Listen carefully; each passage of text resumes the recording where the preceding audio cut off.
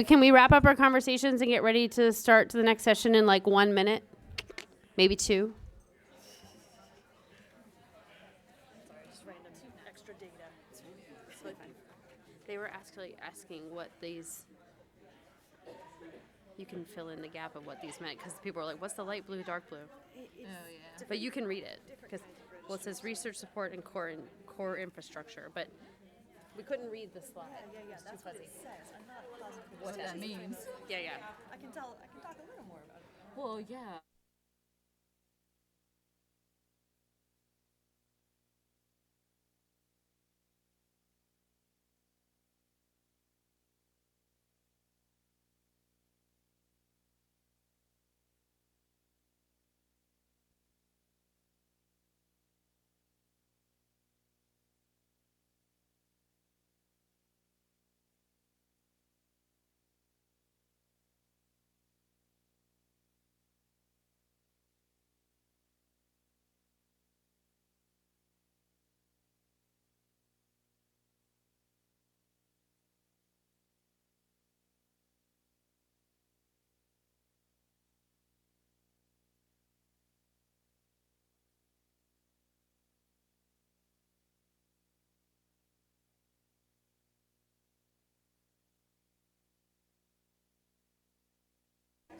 Can everyone please take their seats so we can get started? And I'm talking to you people in the back who are getting snacks.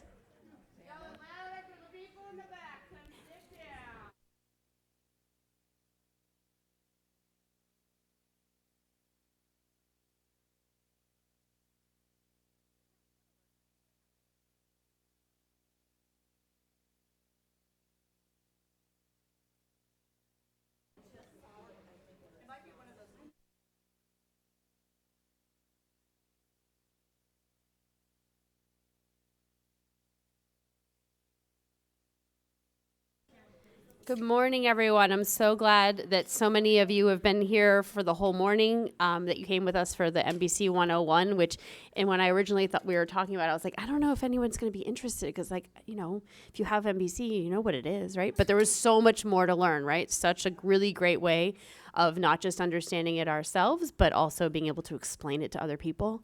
And I think that's a big part of what it is to be an advocate, is learning how to explain something to someone else so that they then, one, understand, but two, really sort of get hooked on wanting to be part of a solution. So my name is Alpha Lilstrom Chang. I am the vice president of METAvivor.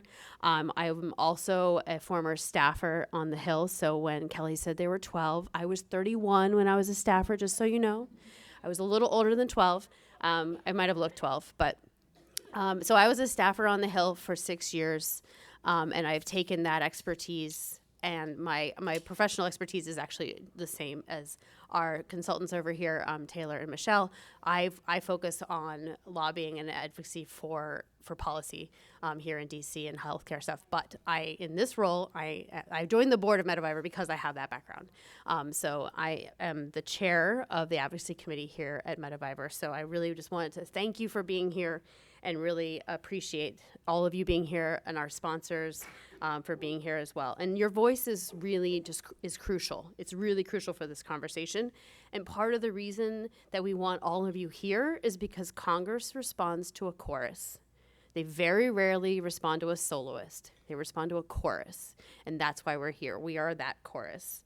And today we're here to have this conversation and this training to prepare you to really talk to your member of Congress and their staff. Just in case you're worried, yes, there is a shutdown, but amazingly, most of our meetings are still on. So really feel confident in that you can have this conversation. There's a few that went to virtual, but the vast majority are still on. And the other thing to remember is that the skills you're going to learn here today, you're going to use them tomorrow, but you will also use them all year long. You'll use them year round for every conversation you have with a lawmaker, but also conversations you have locally, maybe with other people who are newly diagnosed or in your peer groups, or maybe even with your providers, right? To tell them what you've learned and what kind of things are happening in Congress and what they need, because they might have an interesting perspective on it too. So our training today has 2 parts. First is this part right here, really knowing what the value of your voice is to lawmakers. And the second part will be after lunch, where we're really going to focus on how to tell your story for the maximum impact. And we're going to do some workshopping and some role playing, and it'll be fun. So it'll be a good after lunch thing when you're like, oh, I'm so tired, but you can't be tired because you're having fun. So I would just like to then introduce our new consultants in this space. We have brought on a new group from last year. So last year you knew a different set of people. Michelle Arts and Taylor Turner have been with us since January. So they have done incredible amount of background research, incredible amount of support. We have momentum for legislation. We've had conversations on the Hill that we have not had before. So I'm just so incredibly proud and excited for all of the potential and energy and enthusiasm that is building, but also that they have brought to this conversation, to representing us on the Hill, and also just being a consultant for like what would be a good thing to do next. Being someone in this space, I absolutely recognize that they are amazing at their job, and so I'm just really excited and feel really, really confident that they will be really great stewards for us. So I'm going to turn it over to Michelle and Taylor, and please join me in thanking them first before we can get started. Well, thank you all so much. I'm so excited to be here with you today. As Alpha said, my name is Taylor Turner, and I am with Michelle Art, and we are going to be doing your advocacy training for tomorrow. So for us to level set, we're going to go over these topics right here. So we'll be talking about preparing for your visit, our legislative and regulatory priorities. So these are going to be our talking points for what we'll be speaking about with our offices. We will talk a little bit about the government shutdown and some guidance that we've gotten from the Hill on how to navigate that. Additionally, we'll be talking about what to expect when visiting your congressional offices, navigating Capitol Hill, and what our post-visit follow-up will be. So for us to get started, we'll be talking about, as I said, preparing for your visit. So there are a couple of things that are really important to just note as you're going on the Hill. First is that you want to review and practice your talking points and your story beforehand. We know that oftentimes we may get a little bit nervous going to the Hill, and that's why we provided you with all the resources that you need in advance. So if you look inside of your folders, you will see talking points that is in the form of a script. So it will tell you exactly how to go through the meeting. Additionally, it'll give you some data points on each of the different talking points, and you will also see leave behinds there. So you will get an extra copy tomorrow to leave with the offices. But today, these are just to give you some additional information about all the talking points that we'll be talking about today. Also, as was mentioned earlier, you guys are the expert. Nobody on Capitol Hill knows your exact story and what it means to live with MBC. So you guys are there to really bring life to these issues and to let them know why acting now is really important. Just some general housekeeping, as we all know, we have to just dress professionally, also dress comfortably, because there will be a lot of walking tomorrow, so you want to make sure you have good shoes. And then also with the government shutdown, and we'll talk about this a little bit more later, the security lines are likely going to be a little bit longer, so we'll talk about how to navigate that as well. So for our talking points, we have 4 main talking points that we'll be talking about today that we'll be discussing in our meetings. The first one is the Metastatic Breast Cancer Access to Care Act, also known as MBC-ACA. So the bill number for this is H.R. 2048. It is currently introduced in the House, but is not introduced in the Senate. We are seeking reintroduction in the Senate right now. And we have 4 lead co-sponsors. So these are the people that are the original co-sponsors for the bill. We have 2 Republicans and 2 Democrats. So our lead Republican is Representative Andrew Garbarino from New York, and our lead Democrat is Representative Kathy Castor from Florida. Overall, we have seen, as you see with the lead co-sponsors, we have seen that we have bipartisan support, and there are over 150 co-sponsors of the bill. So co-sponsors just mean that they signed on in support of the bill. Right now, from my last check, there was 152 as of Saturday. So for what this bill does, it will waive the 5-month waiting period for SSDI, and additionally waives the 24-month waiting period for Medicare. So as we know, a lot of the times having these benefits from SSDI and being able to have Medicare coverage is very essential for your community. So what this bill would do is allow you to have immediate access and essentially skip that waiting period. So for our ask for the offices, if you are in the House of Representatives, if the member has already supported the bill, which we will talk about a little bit later, how to see if they have co-sponsored the bill. If they have, you will simply just be thanking them for their support. Now, if the representative hasn't done that, we are going to ask that the representative co-sponsors the bill. And in the Senate, we are seeking reintroduction, as I mentioned earlier, so we are asking that the office supports reintroduction. Now, if you are in the meeting and the office shows some interest in actually being one of the people that will bring the legislation about, so they will be the one to reintroduce it, please note that in your follow-up as well. We will talk about a little bit later how to do that follow-up. The second bill that we're focusing on is the Cancer Drug Parity Act. This bill was introduced a little more recently than the last one and has slightly fewer co-sponsors to date. I think we were at 17 at last check.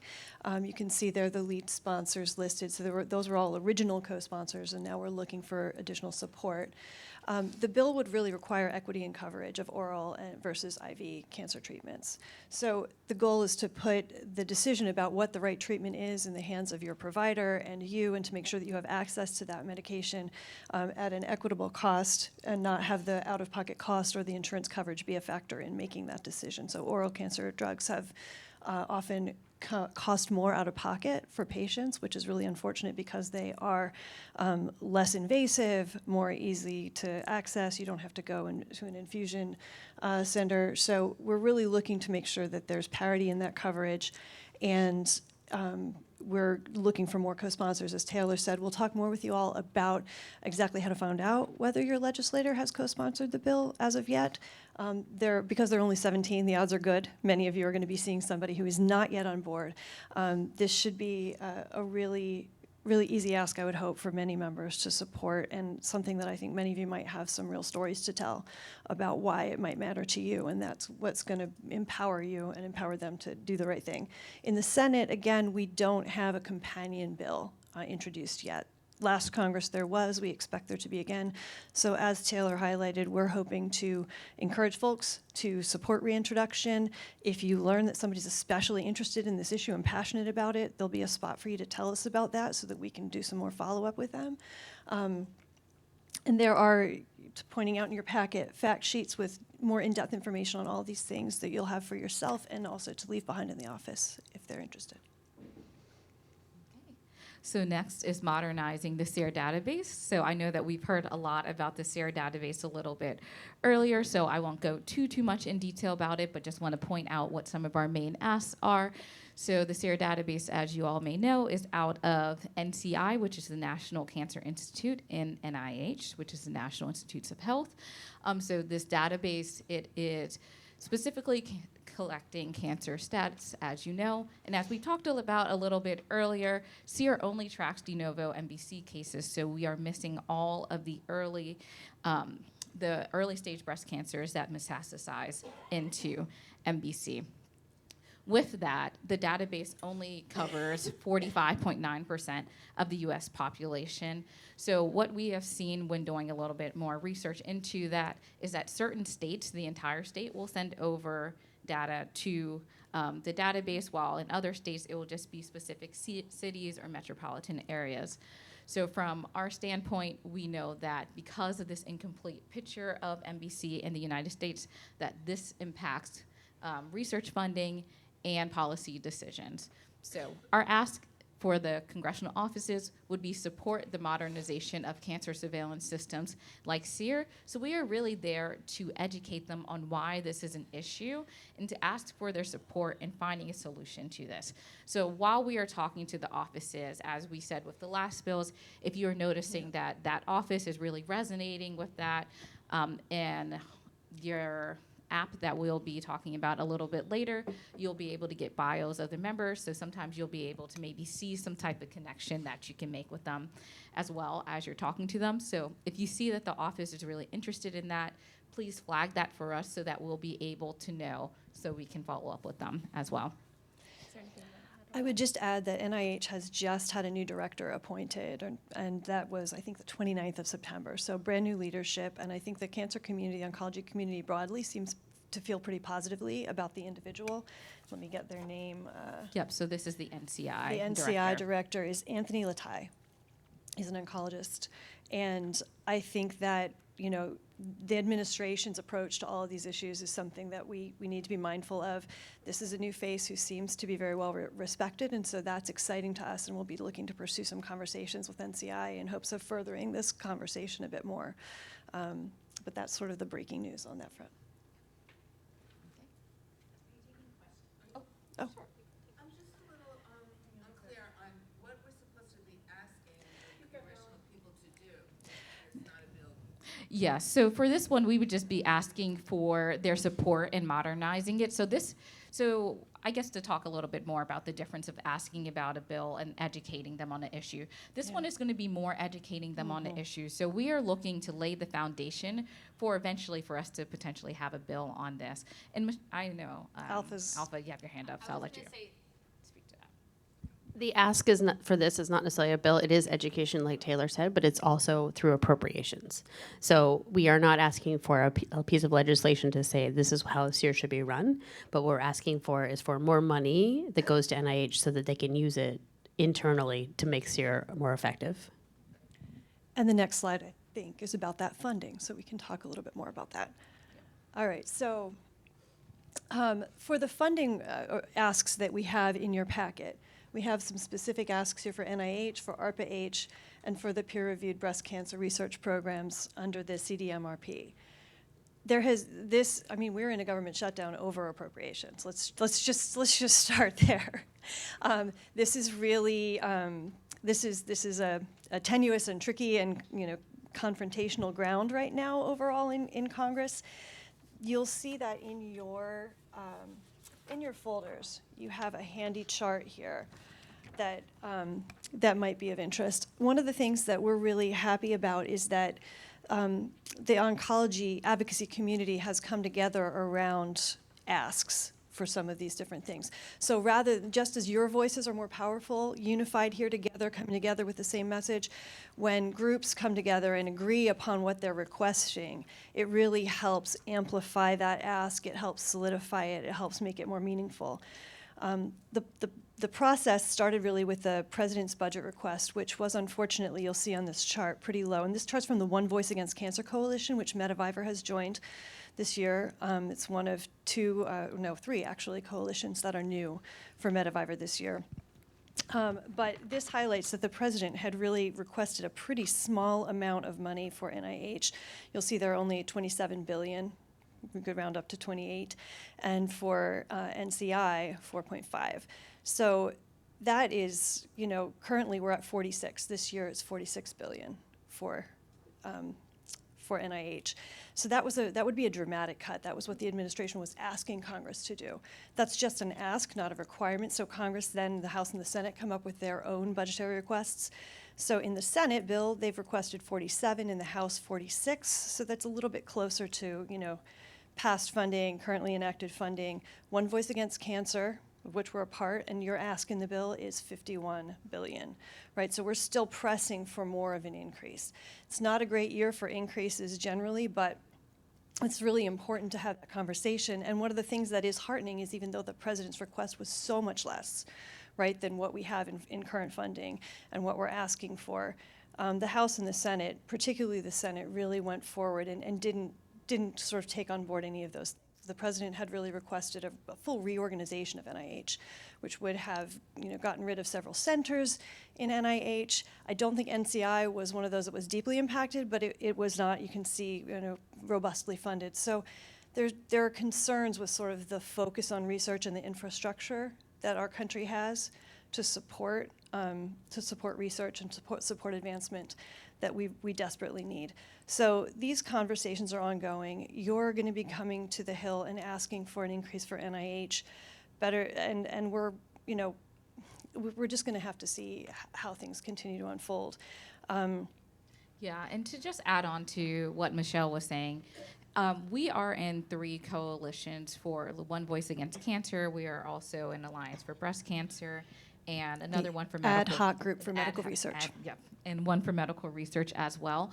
We have matched our asks with Yeah. those groups as well. So this is something that us as a community are asking together, and we know that we are stronger when we are unified in one voice. So that's something that I do want to point out for this as well. I think our numbers were a little bit different beforehand, and we looked at what the community was asking for and said, we are going to come alongside the community so we can be one voice together. I had two more. So ARPA-H is another research-focused division of the government. We're asking for 1.5 billion there. That's what's in your packet. That would be level funding. And at this point, I know that last year's asks were all increased funding. I think it was maybe another billion more was a request last year. We're trying to be realistic, but still impactful with the requests that we're making here, right? So we all know that this is not what we really want and need. These numbers are not the dream numbers. But they are, I hope, realistic numbers, and numbers that are attainable, and numbers that would at least allow us to hold ground as we sort of find our way through this current and very tricky fiscal and political environment that we're navigating. And finally, the DoD peer-reviewed breast cancer research programs.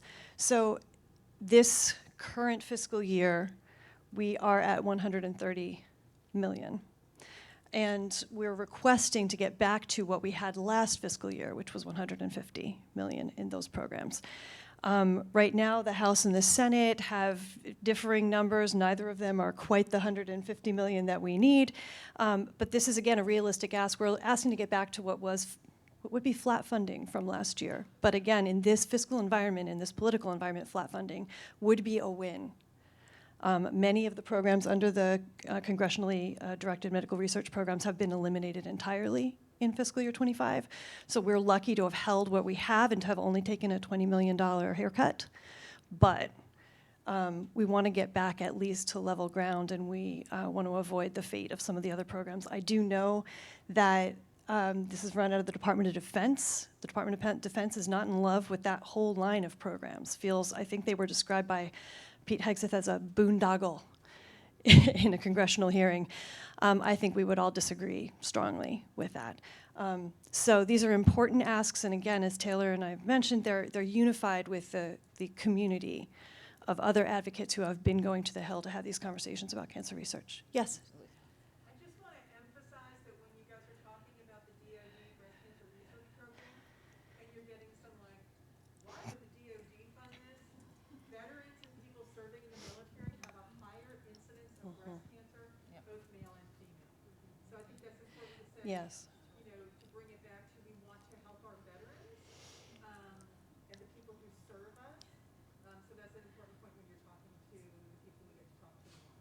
Thank you. Thank you. That's a great point. And one other thing that I wanted to, go ahead. One So. other thing about the DoD programs is that they have peer review with members of metastatic breast cancer community who sit on those the review boards for the grants and things. So that's another thing to say is like they also incorporate our voice and our perspective as patients when they're doing these kinds of allocations. I might have missed it, but what is the timeline for this? Like, is this going to affect the next fiscal This is This fiscal is year right. 26 Yes. funding asks. So, which is right now. So, yep, that's actually getting into that was just getting into my next point. So, thank you so much for that question. So, as we know, right now we are in a government shutdown, and the shutdown is over spending.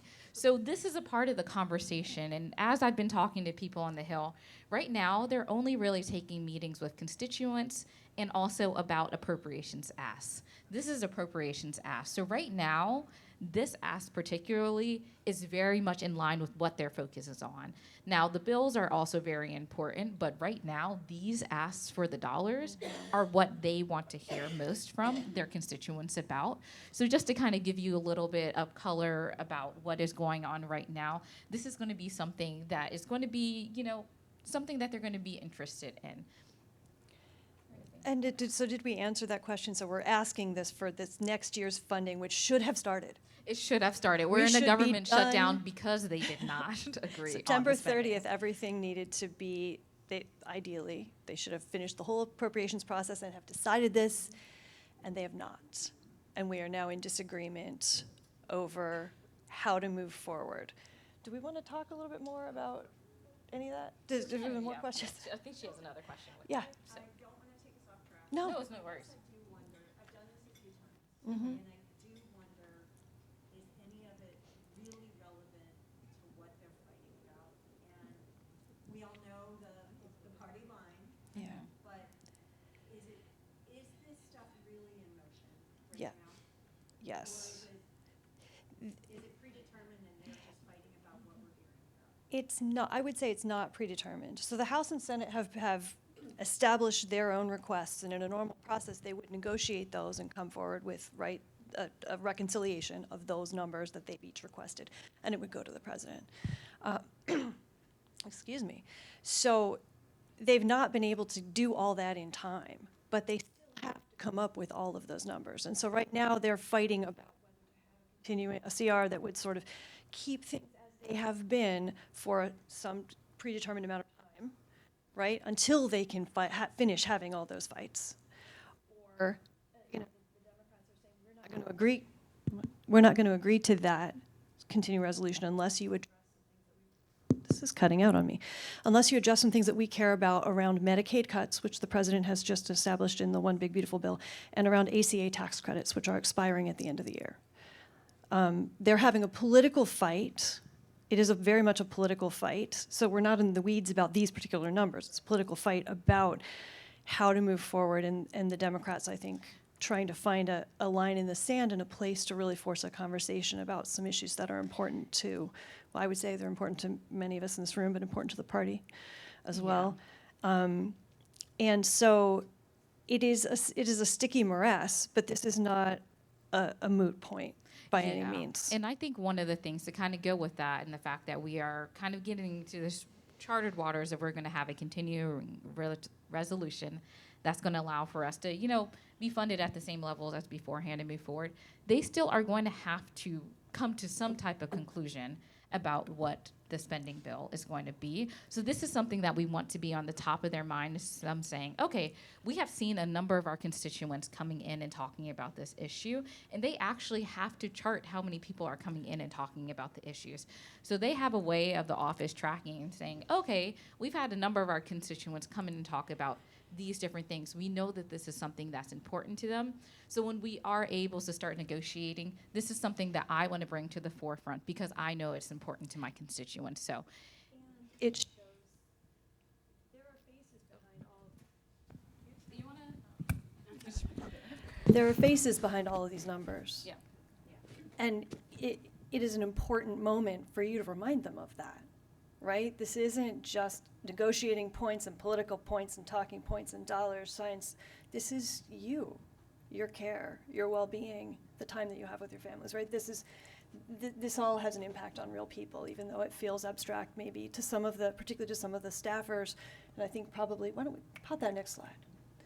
So, you're going to meet with staff, especially on the Republican side in the House, because they've, I think, decamped largely, the members themselves. The offices still exist.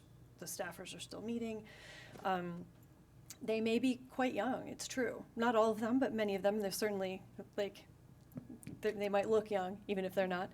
And most of them don't have the experience that you have. I mean, many people, particularly when they're in their 20s, haven't had an experience with a serious healthcare challenge, haven't spent a lot of time navigating the healthcare system, haven't had to fight with insurance over coverage, right? Haven't had any of that, let alone what you're navigating. And so you are bringing a really important perspective, and as has been said before, probably more, but at least twice today, you're the expert. So sharing your story, making sure that these numbers aren't just abstract, making sure that it shows real people are impacted is going to be really important. Yeah, and one thing I want to add to that as well. So I've done a number of Hill meetings, and I think one of the things that I often hear is like, oh, I have an aunt that had breast cancer, or, oh, my grandmother had breast cancer, or somebody I know, like a friend of mine has that, but they don't really know what that means or it entails for them, other than the fact that they had breast cancer, and they may feel empathetic about it, right? So I think coming in, educating them, letting them see you face to face, saying, you know, I had early stage breast cancer and it metastasized to metastatic breast cancer, or I have de novo metastatic breast cancer, and this is what we are dealing with, right? I think a lot of the times people are uncomfortable about having these conversations with their loved ones. They don't really know how to navigate it, and having you be there to educate them on something that they kind of know about, but is something that maybe they put far away in their head and just say, oh, I think that's something that we should care about is Breast Cancer Awareness Month. Like, that's something we should care about, but to be like, hey, we are the metastatic voice, right? So a lot of the times, even when we're looking at our coalitions, we are strategically positioning you guys in those rooms so that you can be that metastatic voice. Because I think a lot of the times they look towards prevention and saying, okay, how do we just prevent that? But to instead kind of be on the other side and say, you know, I had an earlier stage and metastasized, and that's something that happens. I don't think a lot of people know that. So having that story, being able to bring to life all of these talking points and say, okay, these are not just numbers. These are not just things that we theoretically care about because it's good for people that have breast cancer. This is something that I need for survival. This is something that I need to be able to live the rest of my life with dignity. And this is something that I need to make sure that people that may get metastatic breast cancer later, they have the research and increased knowledge to be able to live longer, healthier lives. That's what we're doing here today. And I think just coming back to sort of nuts and bolts of the meetings, again, you'll probably meet with staffers, they'll probably be young. It might be, it could be a huddle in, you know, an outer part of the office. Like there's maybe not a lot of space, you're gonna have to roll with it, especially in this environment with the shutdown. We're not entirely sure how everything's gonna be looking and playing out. It's not regularly scheduled program that we would normally expect. So be prepared to be a little bit flexible and really, you know, staying respectful and concise. You may have some strong partisan feelings about the politics that are happening right now. We're trying to keep with the issues and kind of keep out of stepping deeply into that. I realize that that can be challenging, but do your best. And, you know, sharing your stories, ending with a clear ask. And as Kelly mentioned before, what you really want to do is be honest. So you don't have to have the answer to every question. You don't have to have every statistic. You don't have to know every deep detail of how a program works, right? That's not what you're here for. You're here to tell your story. We're here to help follow up if there's some good questions that get asked about something that's a little deeper. But the best thing you can do is just say, I don't know, I'm going to find out. Don't feel compelled to sort of tap dance on the spot and make something up, right? It can feel like you should have all the answers. You don't have to have all the answers. You just have to be there representing your story. Say you'll find more information. We'll loop back to us. We'll follow up. And I think that, you know, in the long run, the goal here is that this is one meeting. But in the ideal dream world of this conversation, it becomes a conversation, that staffer, that member's office begins to know you. And maybe something comes up. Maybe they get asked to support a piece of legislation, or they have an issue that comes up with other constituents, and they might call you because they know that you know about metastatic breast cancer, that you understand some of the challenges that are being faced, that they will look to you rather than you having to come to them, right, all the time. So in a dream world, we're going to foster more of those relationships. And I know that we're going to be working to support METAvivor in building some more advocacy networks and better communications and more ways for you to be in touch with your members and more ways for you to be key contacts with your congressional offices. So we're looking to build even more infrastructure. You've got a lot of that in place, but think about it like that. Don't think about it as a one-off kind of meeting in the wind, but like that you want to form a relationship over time and be the resource. Yeah, and to add on that, I'll give us a plug for Groundswell that happens in February as well. We will be coming back with more conversations with them as well. So this is really just laying that groundwork for them. And just one more thing I wanted to point out about kind of keeping with the talking points that we have. As I said earlier, we are coming together as a community with a unified voice. And oftentimes the Hill staffers, especially the health LAs, they will be talking with other staffers on the other side of the aisle or on the same aisle as them. And they can say, oh, like I heard from this group today. And the other staffer can say, oh, I heard about that as well. This must be something that's really an issue going on right now. You can get down there. I don't have a question, I just feel compelled to say this. Okay. Especially for breast my first breast cancer awareness month. Yay. And my mom had breast cancer years ago, and so it's like a difficult time for me because I'm like so happy that she is in remission and I will never be. So that's really sad for me. Happy for her, sad for me. But people really are very excited that, and you'll have to correct me, that breast cancer is 91% curable, like 91% of people survive. But like, we're the 8%. Like, it feels like crap when you're the 8%. So we're the 30%. So Is it 70 or 30? survival statistics are based on 5 years. If you have early stage disease and you become metastatic and you die 5 years and 1 day after your diagnosis, you're in that 91% survival. If you, let's say you were Yeah. stage 2 at initial diagnosis. If you're de novo, you're not in there at all. Yeah. But that's what I'm saying, like people, like I feel like the broad population is like, Right, so breast that's, cancer awareness, it's very exciting. There's been huge it's progression. big, it's rah-rah, it's a big party. And Yeah. we are to educate them that for 150,000 people currently living in the U.S. with metastatic breast cancer, it's not pink, it's not a party, Can I finish my and that sentence? there are about 30% of people that become metastatic. Because they don't know this, they see. Well, that's what the I'm trope. saying. That's what I'm saying is like when you're in the room, you're the 8% that people are kind of ignoring. 'Cause it's You're like, actually the 30%. But it's not 8%, it's actually But 30%. no, I get what you're saying. Yeah. I do. I get what you're saying, but I'm saying like the information that I have received as a general population person who previously knew nothing about metastatic breast cancer. So yes, when like talking with legislation, of course, like I'll do the actual 30, but like I'm just telling, like advocate for yourself because while people are currently celebrating that breast cancer has so much growth and progression, we don't. So like I feel like so I'm just reiterating that this, regardless if it's like unnecessary or not going to do anything because it's like a really challenging political time, regardless, it is important because if you can convince one person, that's worth it. Thank you. Because like we are the tiny percent that people are like, well, we'll just ignore it. There's a larger percent that people are surviving. But it feels like crap to get a small percentage. Thank you. I know we have another. Yeah, I just want to reiterate what Kelly was saying about 30% rather than 8%. Because that number is a very minimal number, minimizes the population issue. We're talking about 30% of people who have breast cancer are going to go on and have metastatic disease, who then going to die. To say that 8% makes it seem that breast cancer is very curable. But that's what I'm saying. Yes, but it's not, and that's what we're here to tell them. I've been living with this for 30 years. I had early stage in 1995. Should have been cured 22 years later. I had metastatic disease.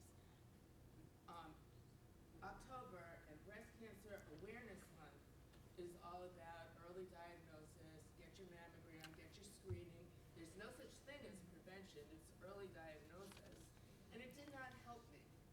So I called October Breast Cancer Exploitation Month. Because a lot of people make a lot of money off of this. Yeah. And we're here to say that we're people who are dying from this. Yeah. And that's why I'm just arguing with you about the number. Because I think it's I'm not important. arguing. No, I think it's important for them to realize that Yeah. they're hearing the same number as you, Right. 8%, but it's not. Well, that's why I'm saying it's important to have, Yeah. like, I'm just commenting on, like, is this important? It is. Yeah. Because they see it as 8%, but it's not, because we are people. I'm not 8%. Right, I'm not 30%. I'm a human. right, We are people. right. I see another hand. Oh, sorry. Just real quick, if you do nothing else after you leave here, follow METAvivor on the Facebook page and make sure you share the post. Because the only way people are gonna get the message about what's accurate and truthful is going to be From a spreading company or a nonprofit Yeah, that like has actual facts. facts out there. People don't believe people anymore. Yeah. And I've been metastatic for 10 years, and like I had no idea it could metastasize when I had Yeah. early stage 15 years ago. I had no clue. And So, amen. Let's do one more. Yeah, to just say, don't be surprised that people don't know this. It was jarring for me. Don't assume that they know more than you just because they're professional. Yes. They absolutely do not, I will tell you. It's still an issue because when you look at the funding appropriations, like there was just an approval for 16 million for mammogram AI, right? And it's like, the way that I explain it to them is that, okay, the same way that we understand more about metastatic breast cancer, that once you have it, you have it. Even if you're in early stage or you're in remission, and we could talk about the mechanism of that, You don't right? go down in stage. You Right. remain there, Right, so, and there is no stage but they're 5. still saying, oh, if you burn it early, if you find it early, if you nuke it early, then you're good. No, That's not but true. the way that we have to inform them is that, for instance, diabetes, you don't see them just investing in blood tests, right? So Yeah. That's a great point. you know Yeah. what I mean? So I think you have to know that they do not have the same understanding as you do, but they are approving those funding lines. So even last year when we were in our meetings and they said, well, we just approved screening, we got screening buses, we got mammogram buses. Okay, how does that help me? Yeah. And how does that help the people that are inevitably going to metastasize? So you have to make sure that they understand that because they're not. Yeah. So don't be surprised. And I will let you get to your question in 1 second. Just want to comment on that as well. Staffers do not know anything. It's what my thought are towards a lot of things. I think they think that they know a lot of things. And, when we come in from our level, we're like, yeah, you know that. We give them a little bit more leeway, but we still tell them what's correct. From you guys who are living with it, you are really the ones that are there to educate them and be like, this is my life. I know this. And I think also coming in for a lot of offices, as you were saying, a lot of the times the breast cancer groups that they are meeting with are the ones that are really focused with early stage, and they just haven't met with groups that are focused on metastatic breast cancer.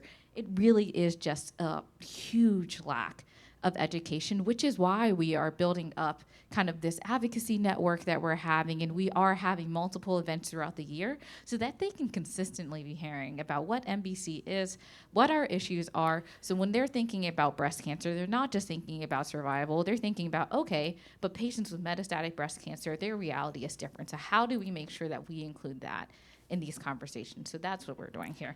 And I know that you had a comment, and then I'll get to you. We have a lot of slides still to We get do. through, so Those I ones want to can make go a sure little that bit we. quicker. Yeah. Everybody, just real quick, okay, don't get discouraged. You will be speaking on a lot of deaf ears. Minutes to And questions at the you end, will so I be think we're speaking on good. a lot of deaf ears this whole way, okay? There will be people that, the Gen Pop doesn't get this. And it gets discouraging. It gets frustrating. Don't let it do that to you because we all have one purpose.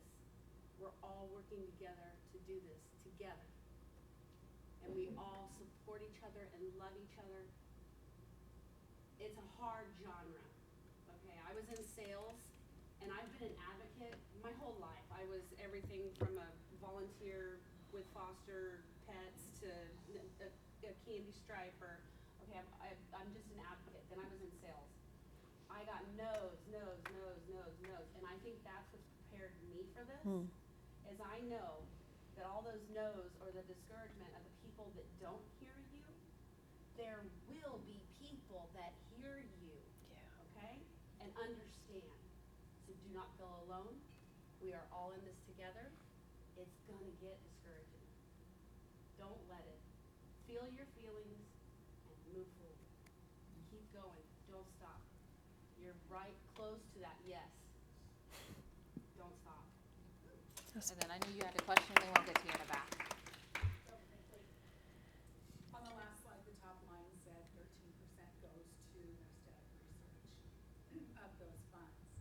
So given that the funds don't change, the number doesn't change, which I hope that it does, but given that it doesn't, is there any fight to change that number from the stuff they're spending all that money on to get that 13% up to 50 or whatever metastatic versus the rest of it?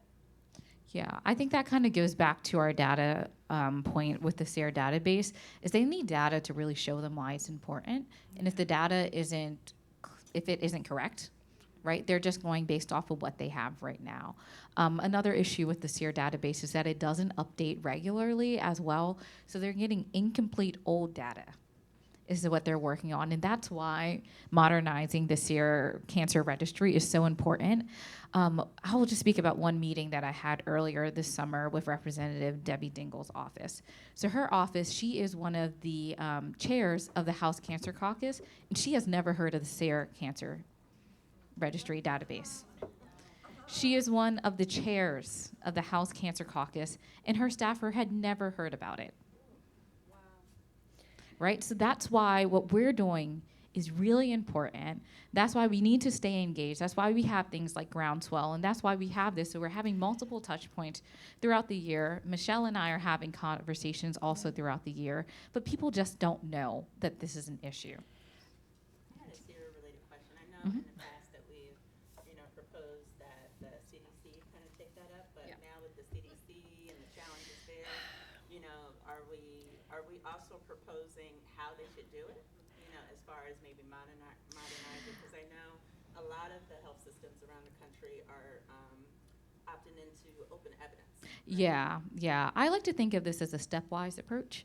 So first we have to get them to know that there is an issue, why there is an issue. And then I think when we are having these conversations with the office, a lot of times that's when we'll go into a little bit of details of being like, okay, this is an issue. I'm on board with you. Now what do we do about it there? I think that there are some complicated things that we'll have to ride through with it.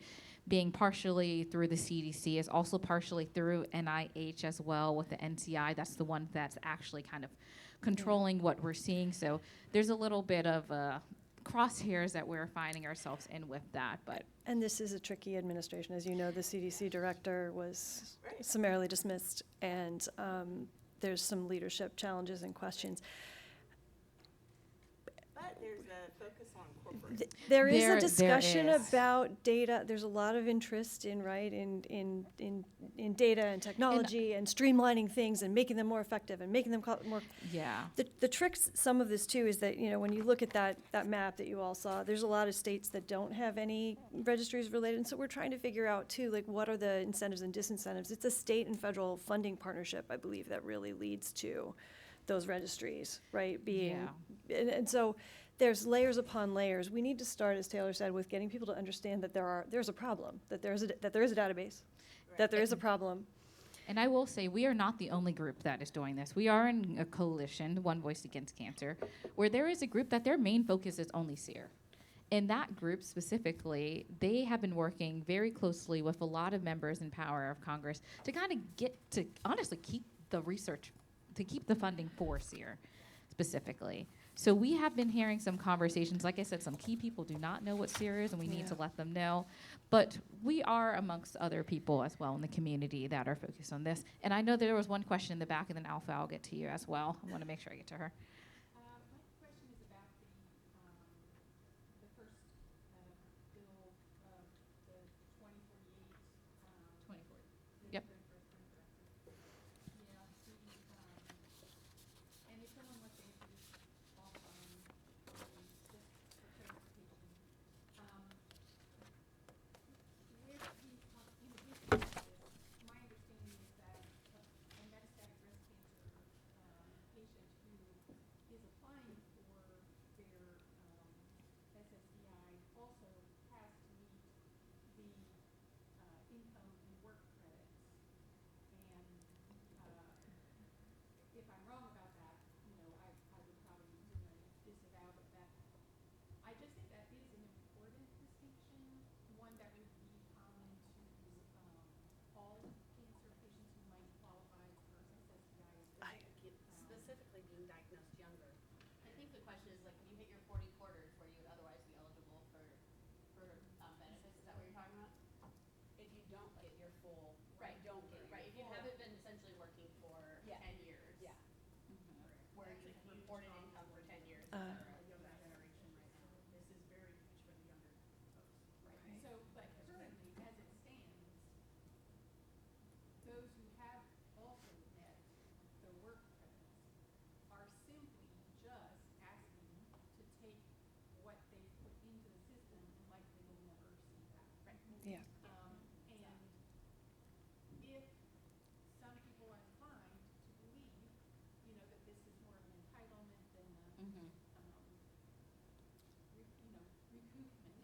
Yeah.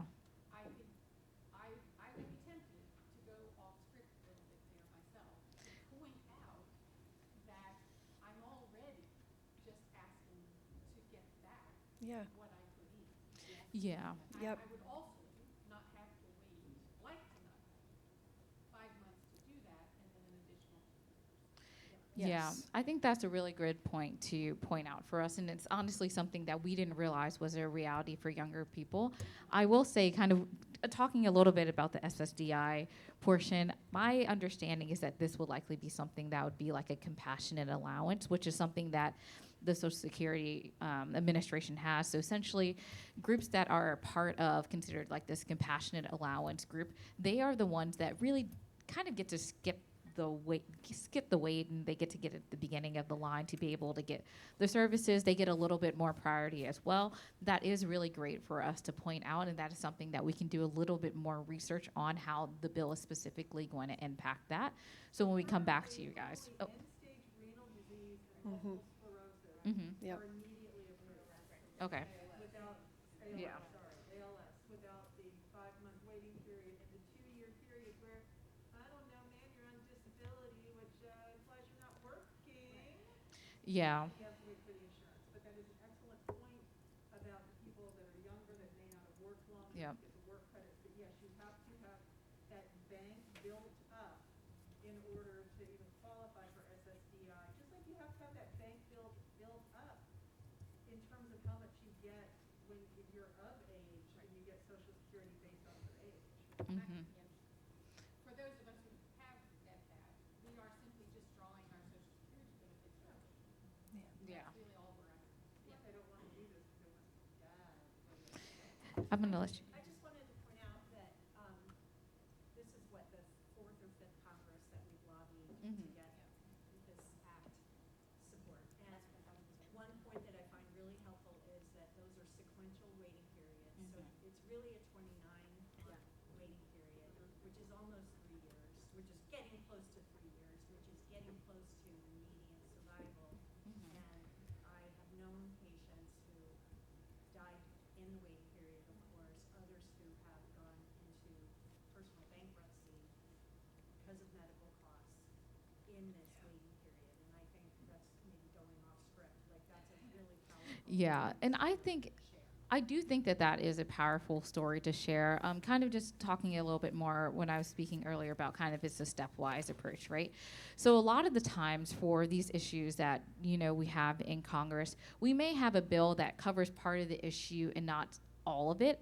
I think it is really important to mention the other part, but also not detract from like this bill is going to be one step closer, right? If we keep on taking baby steps closer to, you know, our end goal, we're going to get there eventually. A lot of the times, unfortunately, of Congress, it is baby steps that we are making, but that is something that I think is great to point out. And also it's great to point out that people are dying while waiting for this. Like, we are paying into this system and people are dying. I know, Alpha, you have something. I'll let you maybe because you might want to answer it. Then I have those 2 questions back there that I'm recognizing. 2 quick comments. One is taking off of what Taylor said about baby steps. Baby steps are really important when it comes to legislation because baby steps, small increments of change cost less. Yeah. And you Yes. can make things cost less in order to pass Congress. So if you have something that you can break into 5 pieces and then you take 20% of the total cost over time, you're going to much more likely to get yourself slowly there. Okay, so asking for everything at the same time is never going to actually be successful. So yes, we repeat ourselves, but if we repeat ourselves on something small and do it step by step, we were much more likely to get to the end result a lot faster. So that's, it takes time, but that's sort of, if you think of it like that, you need to be able, you can't jump 20 feet, but you can jump 2 feet at a time. So that's one thing. The other thing is when it comes to SEER, it is definitely messed up, it's definitely incomplete, but the one thing I want you to understand is that that is not specific to this registry. There are so many registries in the federal government that are incomplete and are not sufficient. They range from healthcare registries to law enforcement registries to like the things within agriculture. Like there are registries for a lot of different things that are all really important, but I cannot think of a single one that doesn't need improvement. Okay, so please know it is not personal that your registry is not great. Okay, so please know that because I want sure to talk about what you need and why it needs to be better without feeling like it has anything to do with a dismissal or a lack of desire to be helpful. It simply has to do with they need more education, they need to know where the holes are, they need to know that it doesn't accurately track MBC at all because of the fact that you only are listed as MBC if you're a de novo diagnosis. That's clearly not going to be a good representation of the community. So those things, like your job is to educate and create a desire for them to react because they feel your passion and it inspires them back, right? That's fundamentally what you want to do. Please don't feel like the reason that these policies are not what you need is because they don't care. It's usually because they have no idea. Yeah, and to add on that, oh, go ahead. Bill and Taylor have a lot more information. Yeah. So let's let them move on with some of their slides. Okay. And then we can keep some of the questions for the end as well. We're not going anywhere. And we've We're around. saved like 30 minutes of questions for the end. So this was kind of going into that 30 minutes a little bit earlier as well. So no worries. No worries. That end is mainly just learning how to walk through the hill as well. So this is the important stuff here. All right. So going a little bit forward, I think we've already talked about how you guys are the experts. So we can go past that one. So just to talk about like your folders, we've already talked about this a lot, but just to, again, point out, there are printed resources for everything that is in your app, essentially. So all of your talking points, your scripts, everything is in your app, and you have a printed version as well. And then these are some of the features of your Hill Day app, but we will go through that in some of our next slides for what it looks like. So I will preface that we do know that some of you guys are having some issues with your app. So during lunchtime, if you can come up to me and Michelle, we'll be able to help troubleshoot that. So we'll just ask for a little bit more information to understand the issue. And we are in contact with our rep that is handling the app as well. So we'll make sure that you will be good and situated by tomorrow as well. The things that we are going to be pointing out about the app are things that we think are going to be important for your meetings if you do want to utilize the app as one of your main sources. But this is not everything that the app can do. So a couple of prefaces, but I will. So you should have, we'll start with some quick nuts and bolts, but we're not going to do full tech support right now. So you should have received an email from something called Advocacy Day. So the first thing we're going to want to check is what email did you register here with, and then we're going to make sure that that matches the email that they received. So we're going to check your spam folder. We'll be dealing with that during lunch just to make sure. Yeah, it should have came out on Friday. If you don't have access to that right now, that's what we're going to be doing during lunchtime. So no worries. We're just highlighting right now just how to kind of utilize the app, some of the services that we have for you. But if there are any issues with it, sounds great. Yeah, because I just got mine. I just got mine at 9:50. Well, and some of you, actually, some of you, I know a handful of folks registered, and it may or may not be you, but I know some folks registered a little later too. Like we were adding registrants kind of right up until the 11th hour. So if you're a newer registrant as well, that could be an issue. But all this to say, you should receive an email. It will show you how to go and download the app from the App Store. Then you just put in your email address. It'll send you a verification code, and then you'll be into your personalized pages on the app, which will reflect your most up-to-date Hill schedule. Things are continuing to shift, particularly with the shutdown. I feel like things have been a little more malleable. It's always true that there's a lot of last-minute changes, or the government conflicts, shutdown or not. There are always changes to your meetings. Those of you that are looking for the app, the title of it is Advocacy Day, one word, Advocacy Day, and it's Advocacy Day at advocacyassociates.com. So you can just search in your email and you should be able to find it. Hello. So once you have that app and you're in, it will reflect your current schedule. And in the app, I mean, one of the beautiful things is that you can get information on that member of Congress directly through the app. So you'll see here, it highlights, I don't Yep, have- and I need can my walk glasses. over here I a was gonna little say, bit for I'm like you. squinting over to point Yep. out. So this is the main page you're going to see when you come in at first. You're going to see the METAvivor logo, and then it's going to give you your schedule of all of your meetings. So what we've done is we've done a sample of just one meeting. So for my app, it said that I had Representative Dan Goldman first. So you know what that meeting is and what time first and the location. If you click on that, this is going to be the page that you're going to see next. So you're going to see the representative at the top. It'll give you the date, the time, and who you will be meeting with. So for anybody meeting with Dan Goldman, you will have Kyla Anderson, who's their legislative correspondent. You don't really need to know what their role is, but they put that there for you. And then you will have the location. So if you were to click on the member's name, this is where I was saying this is how you're going to know if they are co-sponsoring the bill or not. The only way to do that is when you go into your meeting and click on the member's name here, you will get to this page where it will give you a profile of the member. So it will just give you like a little bio of him. And then if you click on bills, there will be something that says not currently sponsor or co-sponsoring. So for Representative Dan Goldman, he is currently not a sponsor of the Cancer Drug Parity Act, but he is a co-sponsor of the Metastatic Breast Cancer Access to Care Act. So that's going to be where you're going to be able to find that information inside of the app. Do you, That- are there? Quick thing, if it's a Senate, it'll say there are no relevant bills. Yes. That's simply because they haven't been reintroduced. Yeah, for both of these bills, yes. I think probably next. Oh, yeah, I have the clicker. You have the clicker. Yeah. Okay.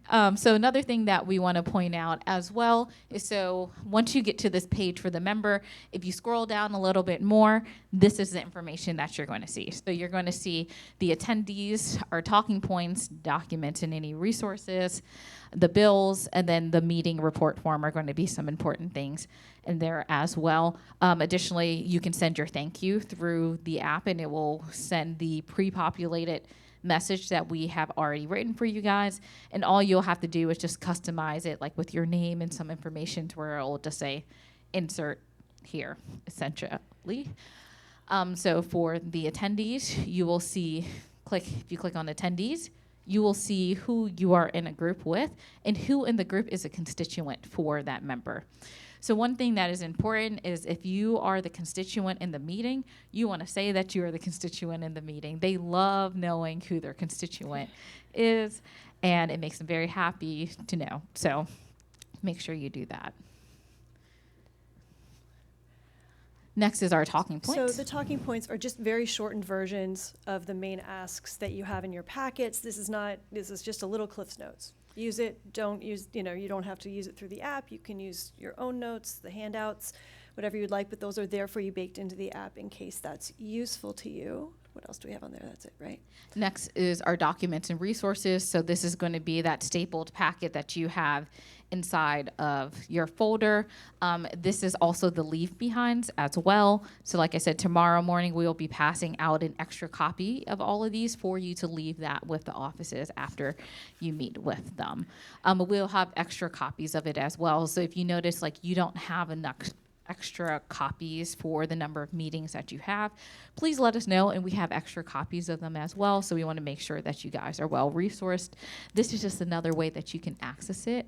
And also it has the Stampede talking points. And so when you see the Stampede talking points there, that is actually the script. So when we are talking about the script, as you may see in your folder, it kind of goes through how do you introduce yourself to the office, tell them where you are from, what the issues are, and different data points. It goes through just how to do your asks, your thank yous, etc. So that's that script. And I don't know if the full script is in there. Is it full script in there? I think it is full script. I will say the script, you have the hard copy, and so please don't feel compelled to like word for word read the script. Yes. Right? It's guidelines, not rules. I hope that's clear, but I just wanted to be, to make sure that you understood that we're not expecting you to sit there like a robot and read the points. It's kind of like giving personal examples Yes. that resonate more. Yes. Yes. You know, like with the Yep. So we will actually be Yep. doing that after lunch as well. So inside of the script, it does tell you like where you could insert your stories in as well.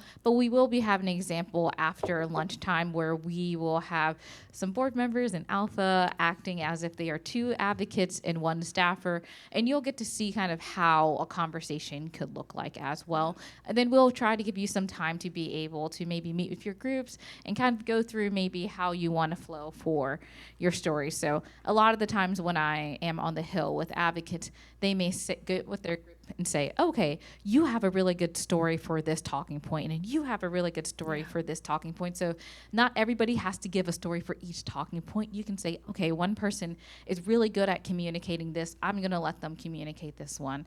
Another person's really good at communicating this. I'm going to let them do this one. Now, sometimes meetings are shortened to about 15 minutes just because the staffer might have something that popped up on their schedule.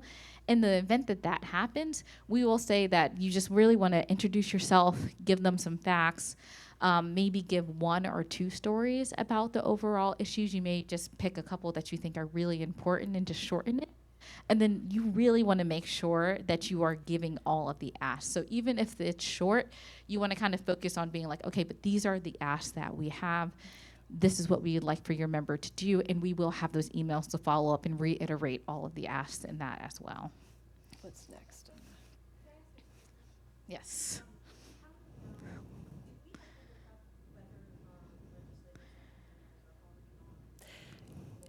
Do you want to pop back?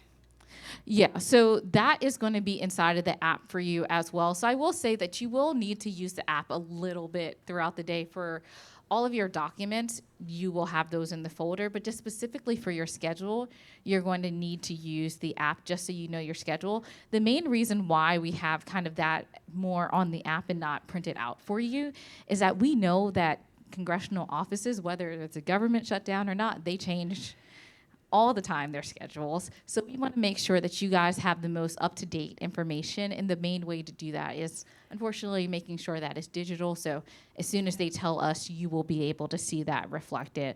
Additionally, if something needed to like be virtual or anything of that sort, I believe you will be able to see what the link is inside of the Yes. app for the virtual meeting as well. So it's going to be really important for the meeting specifically, just to at least go on there and look at what your meeting is and try to get like the Zoom link if it is a virtual meeting as well. Taylor, can you pop back to the Yep, and I'll- co-sponsor? Yep. And this is, like I said, once you click on the meeting, click the member's name at the top, go to bills, and you can see if they are a constituent there. Now, if you don't want to do it that way, there technically is one other way. It's a bit of a harder way of going to congress.gov, so I do suggest using this method of it, especially because we have actually had new co-sponsors for some of these bills as recent as Friday of last week. So this is going to be the most up-to-date information on the app, because what the app is doing is it is scanning Congress's website and trying to give you the most recent information on what's happening. Yes. So, one of my meetings, there's only one name listed for attendees, and it's mine. Yeah. Does that mean we're gonna be in that meeting alone? So we have had different folks, there's been a changing cast of characters as some people have found that they can't make it that were originally signed up. So the goal is to have everybody nobody was intended to be alone. We will work with you. We Yeah. will make sure that you are covered. We have Either we'll have board one of members us one or of a board us, member or- will join you. In the past, the last one I've been to is try to work with, but we did like Pennsylvania, Delaware, and New Jersey resolved. It may be that we are able to add you to another group. It could be that the people you were originally supposed to be with are no longer coming, and so like I said, things have been changing even as of Friday. Yeah. So we'll be evaluating all of this we have a wonderful firm that we've hired to help make all these appointments, because it is a robust number of appointments in a constantly changing environment. And so we've been in touch with him back and forth about just this issue as recently as Friday. So we look forward to finding out any other issues and making sure that we can Yeah. add you to a group or have someone join you Yeah. We won't leave you hanging. And if anybody is promise. alone, please during lunchtime come up and let us know so we know if either one of us needs to be on the meeting. I have hopped into a number of meetings on advocacy days very easily. I can just be there to help assist. And We will not let you you be will not be alone. alone. We'll make sure you're here. Just please let us know if that is an issue for you guys. One other thing we will mention, I guess right now, because it would be helpful, is that some people's meetings will start at 10 o'clock, which is a little bit It's earlier. just a couple of groups. Which, that- yeah, I think there's just one or two groups that will have a meeting start at 10 o'clock, which will be earlier than everybody else at 10:30. So you want to make sure that you are looking at your app and know if yours is starting at 10 o'clock. If yours is, please come up to us and let us know. You will need to leave out to go to the Hill a little bit earlier because the lines are going to be long, especially in the morning. So we want to make sure that you are able to get inside the building and get to your meeting with enough time. So just a couple of things to point out, and I'll give a question in the back.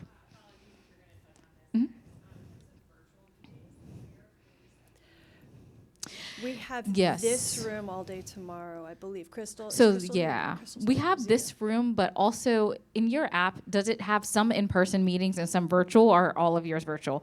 So we were gonna talk about that a little bit later, but you got to the point fairly, which is great. So what we're gonna do is we have given you information, I believe, on all of the lunch rooms inside of there. So you can either go to a lunch room and take the meeting, or you can do it from the hallway. I know the hallway may not seem like the most ideal, but if you are ever walking through Capitol Hill, you will know that a lot of people take meetings in the hallways, especially because sometimes the cafeterias are a little bit loud. So it's not going to be something that they're going to be like, oh, why are you in the hallway? It's going to be something that they are used to. Also, we should have provided to you the Wi-Fi passwords for each of the buildings. That's going to be really, yeah, I can go to that slide. Okay, let me get to that. Yeah, should be Where'd it go? right it is. there. So there is the Wi-Fi passwords for the House and the Senate. You'll notice that the passwords are different from one another. That's going to be really important because when you are in the building, sometimes there are really, really bad Wi-Fi connection. So you want to make sure that you have that information as well. So like I said, we have the lunch rooms and we have the hallways that you can do for those meetings. Or if it, depending on how your schedule allows, if it's like the last thing and not sandwiched, you can come back here and we'll have this room available. So this can always be a little bit of a crash pad if you have a big gap in your meetings or you have a virtual meeting and nothing else, you can come here and have that space to do it. Yes. So if we have a meeting that's to be determined, will that be updated in the app? The app is going to be the most Yeah. viable information, and so we're coming down to, well, I'm looking forward to gathering all of the questions and concerns and looping back to see how that appointment scheduling is going. Some of the offices have been more challenging. Yeah, and the main reason for that is with the government shutdown, the offices, they have all different guidances for their specific office. So they don't say, hey, all of Congress, you have to do this. Now, they do that for things like the entrances, but for how the offices functions, all of them function as their own entity. So we are still working on getting in contact with some offices. We got a list of them last week that were a little bit harder to get in contact with. It might be because that staffer is not considered essential and not there.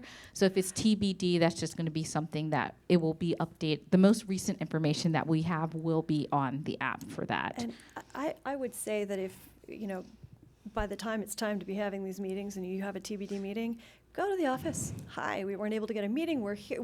You can leave your stuff. You can be like, we're here on the Hill and we didn't want to miss this opportunity.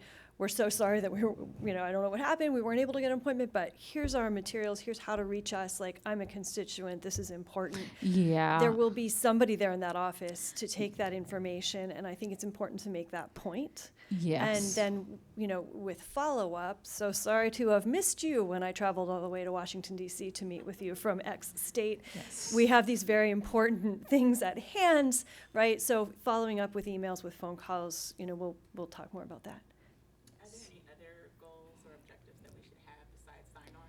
Because I feel like I always reach that every year. So it's just Yeah, so for the bills, signing on will be the most important thing. As I said, the bills are not fixing everything, but they are a step forward towards our goals. So that's going to be important for those. But also just educating on all of these is extremely, extremely important as well.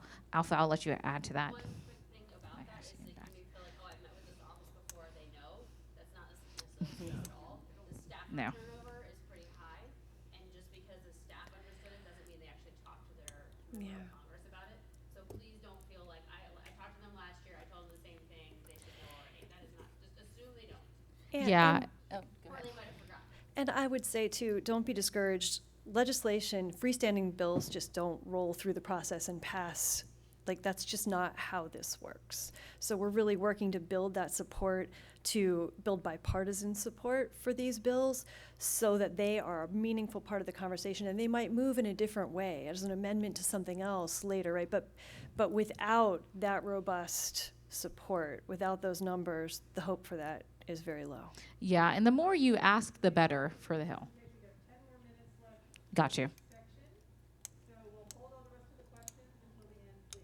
Okay, absolutely. And what we can do really quick then is I can quickly go through the rest of the presentation. A lot of it is just how to walk through the Hill, how to navigate, etc. So we'll save some time at the end really quick. So just want to get back to one more point in the app that we didn't get to.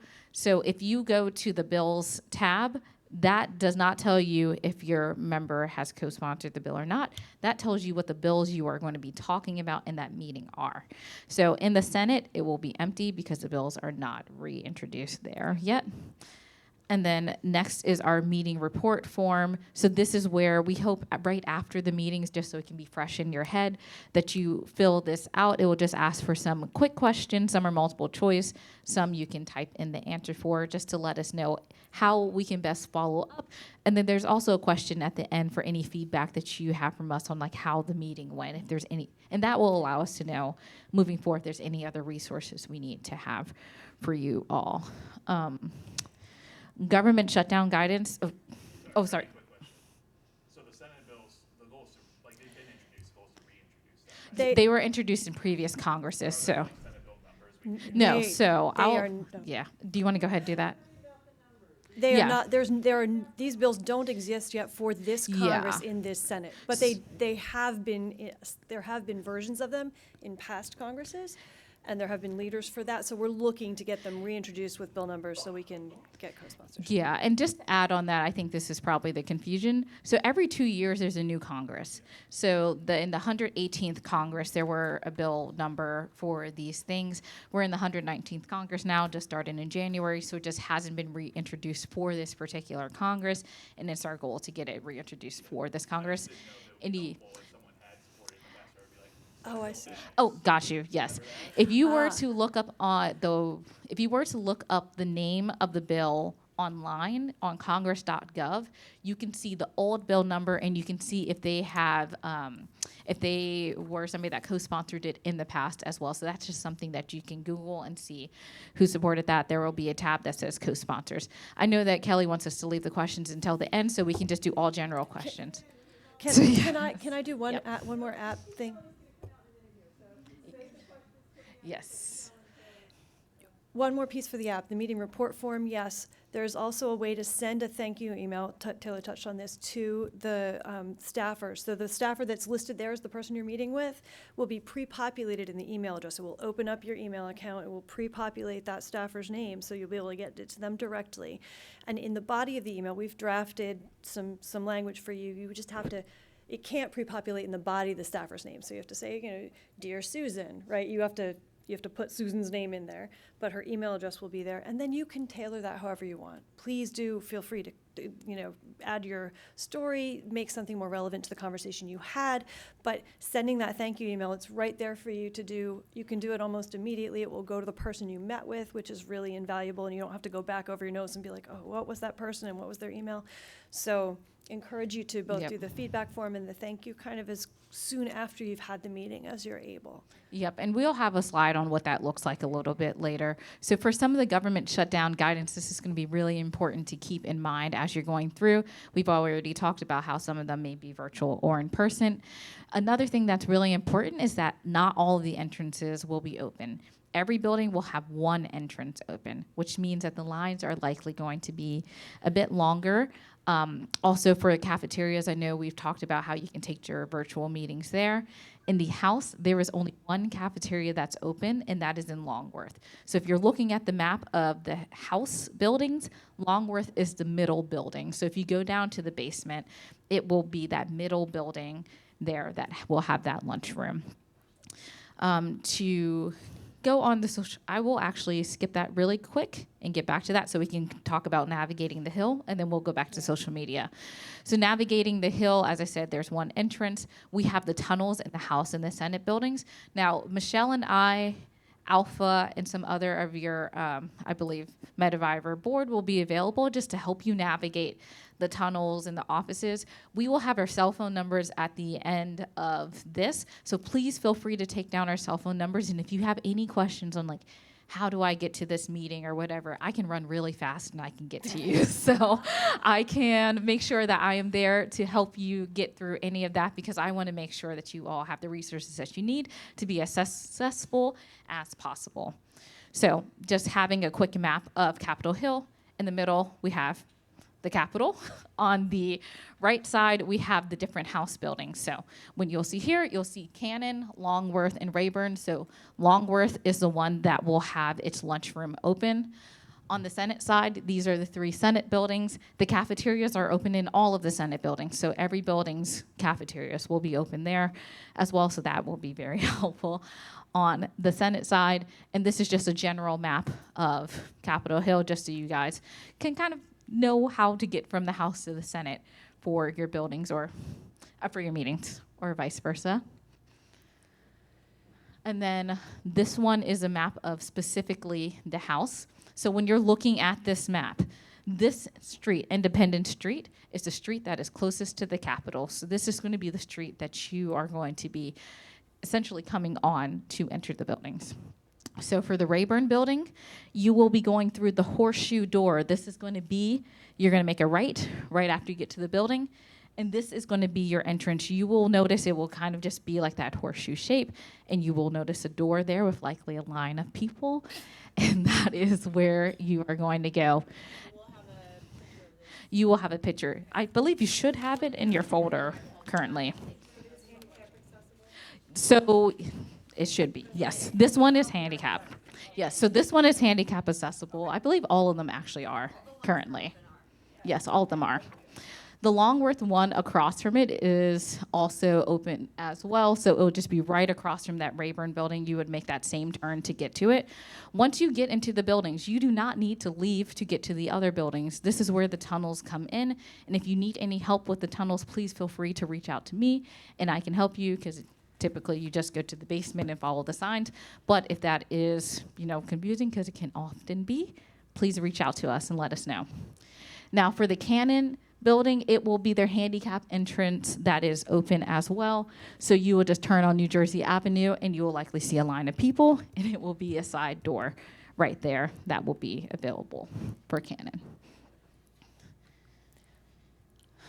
Unfortunately, the Senate does not have a lovely map reflecting its entrances the way the House did. They operate as 2 separate entities, so we weren't able to give you that, but we're working to make sure that we know which Senate entrances are going to be easiest for you. Yeah, and likely you will see a line of people at that entrance. So that will give you a clear sign, but as well, like I said, we will have one of us on the Senate side to be able to help you. Please text us, call us, whatever is necessary to get to us so that we can get that information to you as soon as possible, but likely there will be a line, so that should be a pretty good indicator on how to get in there. Okay, so I will go back to social media really quick to allow Michelle to speak on that, and then we can go to follow-up. So social media is also a really great way to be in touch with your legislators, to amplify your voice while you're here, with anything that you're doing on your social media accounts, whether it's these Hill visits or talking about things you might have learned today in the earlier presentations. There are hashtags that go with this event. We've captured them there that we would encourage you to use. And there is a way through the app to post directly to Facebook and Twitter Twitter allows a pre-population of content within the app, so you can sort of give sample message and it'll be there. Facebook does not. So in that case, it's really just, you can go straight to there, but it'll have the METAvivor. Yeah, it links the METAvivor website, I account, believe, to but it. not- yeah. Yes. But for all those are the ones that work through the app. But if you're on Blue Sky or Threads or whatever else you're on, I would encourage you to promote these conversations that you're having, to tag your legislators. Yeah, and we just want to make sure that anything that has these hashtags are not partisan commentary. I would say if you have any of that, just don't include the hashtags on it. But this is really just to let them know that you are here making your voice heard on Capitol Hill. So in the app, this is a little bit different on how to do this. You would actually go to the More tab at the bottom, and then you'll see an option for share on Facebook or share on X. Yep. And then it actually already pre-populates, so that's my Twitter page right there. And it will just pre-populate that message for you, so you can just go ahead and post it. So we've tried to kind of think through all of this, and we know that unison of message, they can see, oh my gosh, all these people have came from METAvivor. So that is a great way of doing that. And so we've talked through these things. 119 in Congress, does that say? It's the 119th session of Congress. Yes, so I think she's talking about the password. So Oh. 119. Yeah, I saw the number and I was kind of relating it to how many people die a day, and I was just gonna say, as many people there are, blah, blah, blah, how many people die a day. Yes, so I believe in the talking points we have a stat on that. Also, if you look through the script, the last thing that we have is we were able to find the number of women specifically that die in the United States per 13 minutes. So every 13 minutes, one woman dies. So at the end of our meetings, we can let them know. And during this meeting, 2 women have died of metastatic breast cancer. And I think allowing them to know that lets them know the urgency of why what we are doing is important, and they cannot wait to act. I don't know if this advocate's here today, but we had some earlier advocacy trainings, and somebody in one of those mentioned that they were planning to bring, if they were able to come, a picture of their meeting and say, look, this is me here last year, and I'm with these 5 other women, and 3 of them can't be here with us today because we've lost them to this disease. Yep, so any photos or things of that sort that you can share with them as well is really important to highlight. And just kind of going through really quickly how to follow up. Michelle has already talked about it some, Sorry, so I I jumped will. No worries. You gave them the important information. So yes, right here. If you scroll down a little bit further, you will see that send thank you email that was inside of that meeting. So if it was Representative Dan Goldman, you clicked on that, scroll down, and you see send thank you. Then you'll see something that popped up that says like your default email, Gmail, Outlook, however you want to send that. Click whatever method works for you. And then it pops up with this lovely message here that says, Dear Staffer. Then it gives you the message there. And then you just will want to make sure you're looking through the body of that message and seeing if there's anything that says like insert name here. And then you will just do that and then click send. Yeah. Yes. For the staffer, yes, their first name is great. For the member, I would put like senator or representative first for them and their last name. But for the staffer, their first name is great. And then this is our contact information. So this is how you will let us know if you need to get through the tunnels, any questions that you have for us. Please feel free to take this down here. And also, if we can, is there a way we can send the PowerPoint to people after this as well, possible, or make it published? We will try to see if you guys can get this PowerPoint as well, so you can just have this information handy. Yep. As well. There we go. So after this, all we have is questions. So, which. Just a couple minutes for questions. Also, Michelle and Taylor are going to be here throughout lunch. Yeah. Alpha, who else is on your committee? Alpha? Long. Long. AJ? Yeah. So if you have questions about the policy, about this stuff, ask Michelle, ask Taylor, ask Alpha, ask Long. Grab us during lunch. Got some of our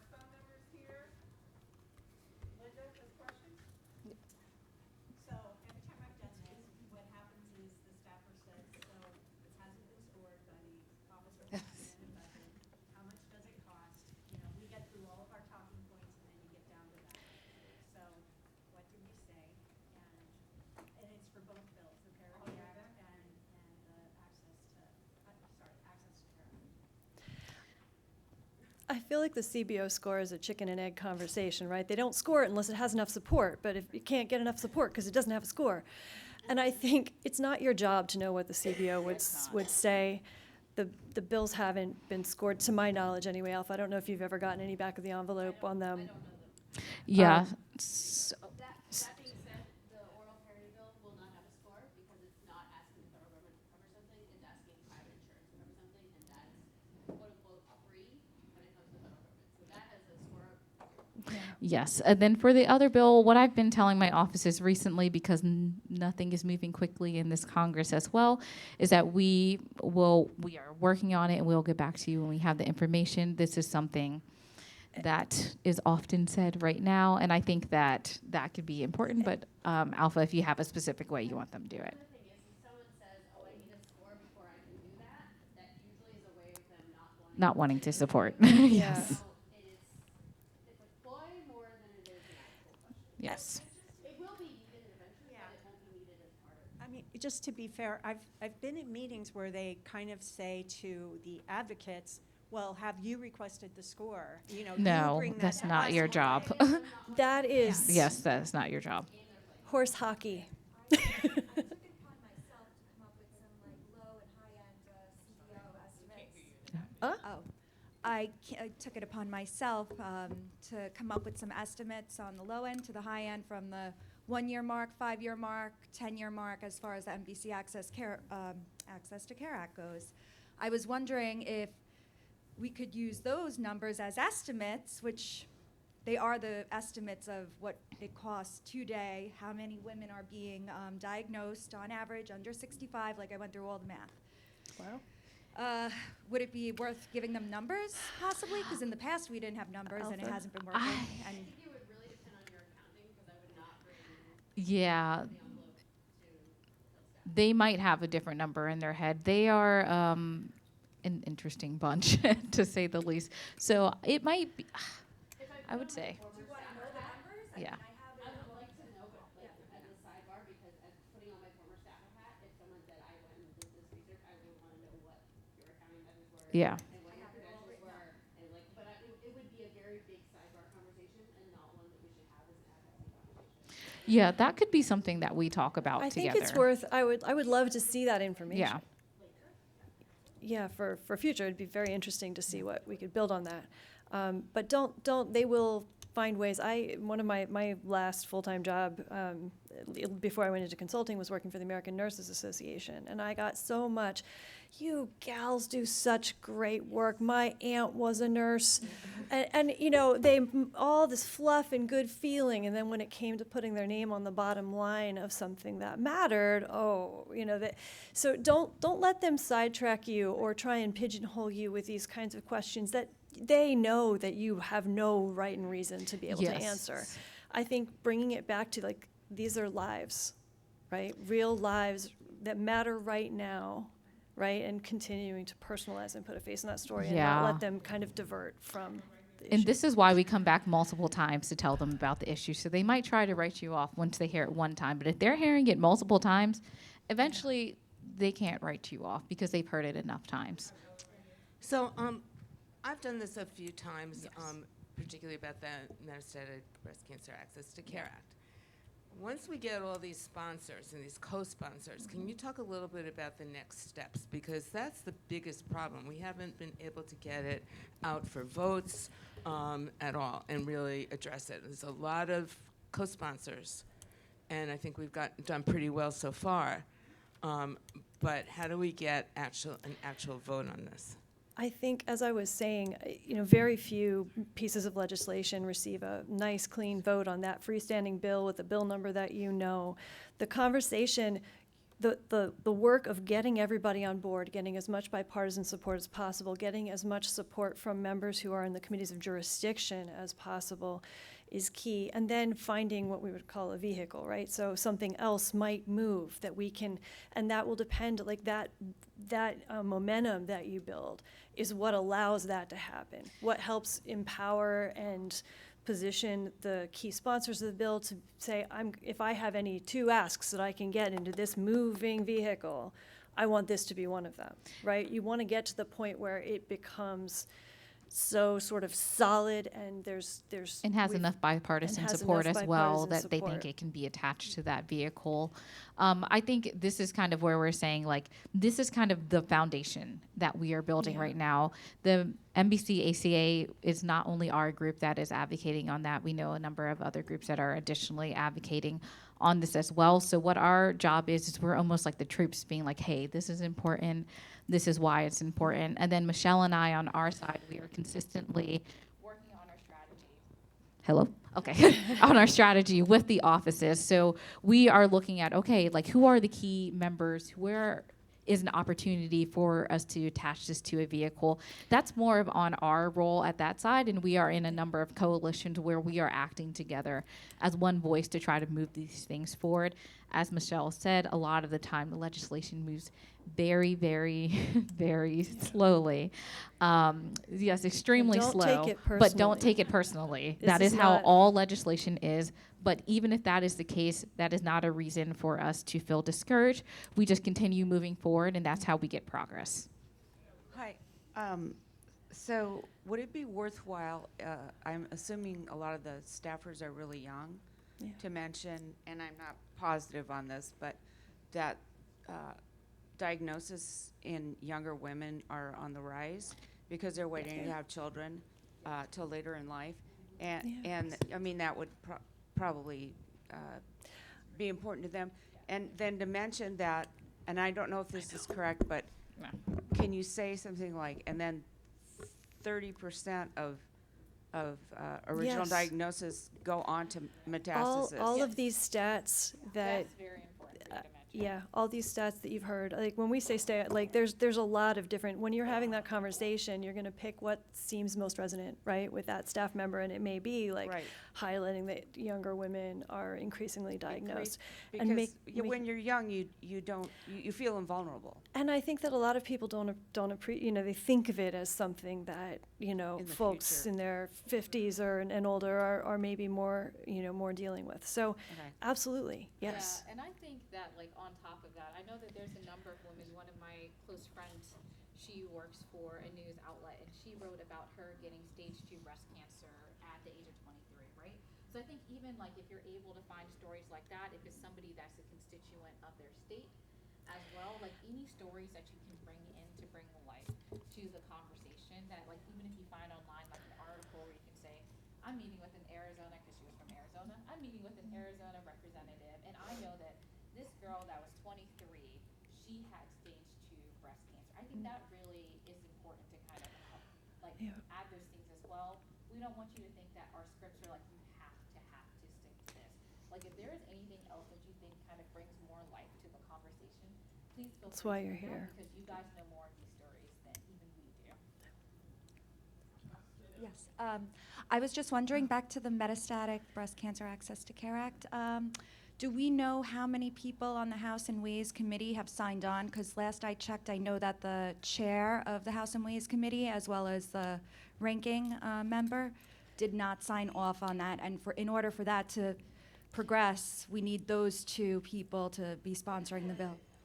I don't know their names off the top of my head. I want to say somebody from Massachusetts and someone from Salem, Missouri, where I know a woman who just passed away at 40 in his area. Anyway, but Yeah, but that's something, I don't think I we ha- have that on the top of our head, how many people on the committee Yeah. have No, I co-sponsored it don't. yet. But that is Taylor, something can that you we use a mic? I Yeah. don't think they can hear you. Is it working? Oh, hello. Can you hear me? We're down to this one. So, so we do not currently have like the number of people that is on the committee. That's something that we can easily find for you guys as well. I will say that. Go ahead.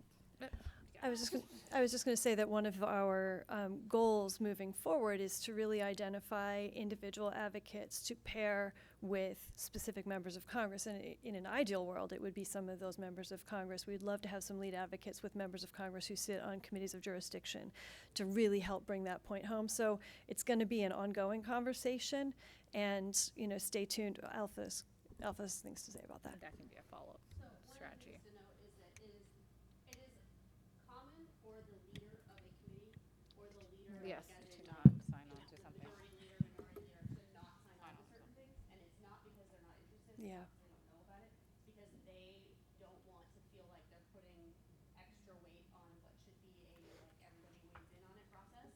So they might know about it and really be, like, I've had so many conversations be like, we're here, we're with you, we're supporting you, but I, as the leader, can't say Yeah. I sponsored this bill, and so therefore all these other people are gonna do it, and then when it comes to the point, I'm absolutely gonna push it forward because I know that I want to, but I'm not gonna put my name out there as a sponsor. It's just a weird And culture that's thing common. That's very common. on different committees. Yeah, Yep. it's very common. So don't take it personally. It doesn't mean that you're not making the point, but all the more reason to have that relationship. I have kind of a follow-on question. I think it's really important for us, what is the rate limiting step if it's the House Ways and Means Committee? If we're meeting with Ways and Means Committee members, we should point that out in our meeting. And so similarly, in the Senate, when we go into Senate meetings, can we be asking for our senators to step up and introduce the bill? Yes. And can you tell us if there are senators in the running to be introducing them, and so that we know when we go in? So I think what we need to do is pull up last year's bills, because typically, one thing I will say is usually if there's somebody who's been spearheading a piece of legislation in past Congresses, other senators are not going to be like, oh, let me just jump right into their lane and take that over, right? So that's why we've sort of said support reintroduction as a very general way to make sure that everybody can have a conversation and have an ask. But let us pull up, and we'll have for you either later today or tomorrow at breakfast, that list of who was on those bills last Congress. That'll be a helpful, that's not something that the app can do because it's working off of this Congress's information.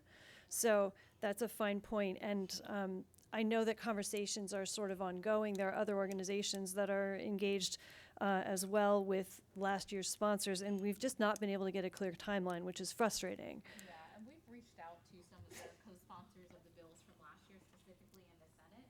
And just with everything happening right now in Congress, it is very hard to get their attention unless it is one of the big bills that the president is prioritizing right now. So we are still making our voice heard. It is just right now it is very hard to get on anybody's agenda.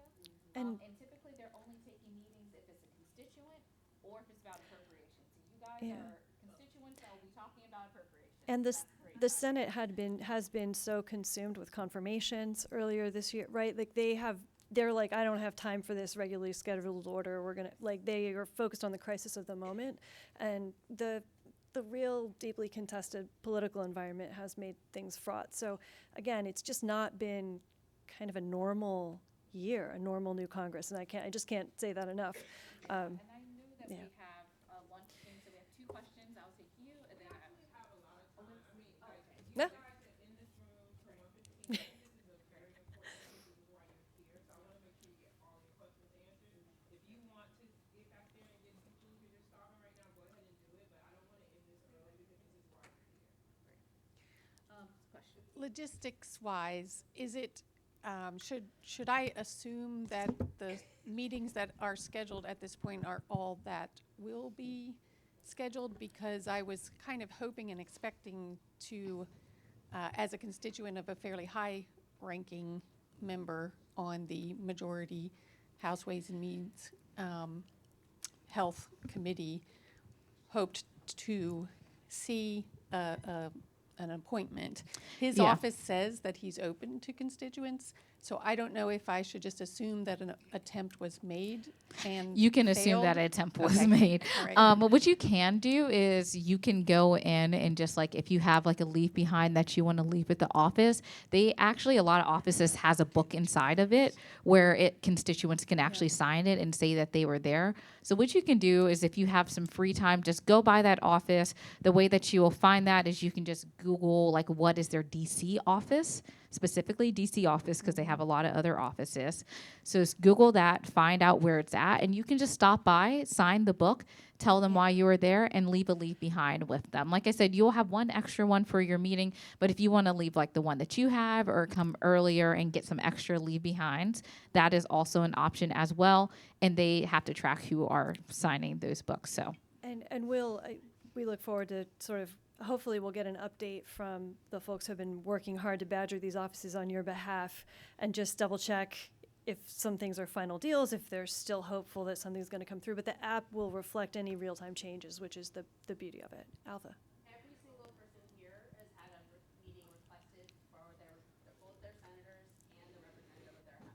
Yeah. So that has been done for everybody, whether or not a meeting was scheduled is up to that member of Congress, but every single person has, the meetings have been requested for everyone. And these folks all work for you. Go to their office. They may not Yes. have set a meeting up with you, go to their office.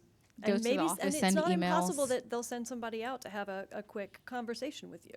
Like that could happen. I can't guarantee it'll happen. But don't be dissuaded from going and saying, I'm here. I came all this way and I'm here. I was just going to ask, when you're looking up the information from last year, can you also include who led and who? Yes, so that will be information is there, yeah. typically already there. So depending on what list we point out, it either will be an asterisk that will tell you that they are the leads, or we will just tell you who the leads are. Typically, they are listed first. The first people who are listed with a and there will bill typically Okay. be something are to the- delineate They always ask them. me that. Yes, yes. So it'll typically be the people that are the delineation to let you know. I believe there was a question in the back. Yes. I'm coming.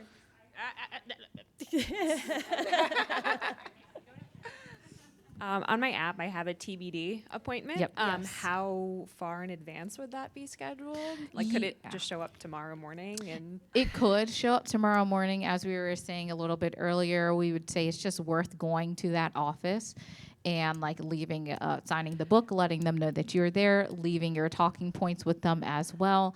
And then also sending a follow-up email. As we said, we've already drafted the follow-up emails for all of the meetings that you have. You don't have to stick with all the information that we've already prepared. You can, kind of edit it to say, oh, I'm so sorry that I didn't get to meet with you today, but here are some of the issues that we wanted to bring up in our meeting. They will have that paper leave behind as well. And just to kind of note on those paper leave behinds, offices typically use those leave behinds in their write-up to their member as they are telling them about your issue. So this is why it's really important to kind of give that to them and let them have as a resource, because, their notes may not always be perfect on the meeting. So they'll kind of look at that leave behind and be like, oh, what was their issue? What were they talking about again? And that will be something clear to just kind of let them know what you're talking about. Suspect too that if you're going to get an appointment with that office, you'll know by tomorrow morning. I don't think they're going to at 11 o'clock tomorrow, you're not going to be oh, go at 2. I think things will be as finalized as they're going to be for what we have on the schedule by the end of today would be my guess. But yeah, whoever's missing, don't be afraid to go bother them. Yeah, they work for you. Remember that. are there any more questions? How is it room temperature? Chilly.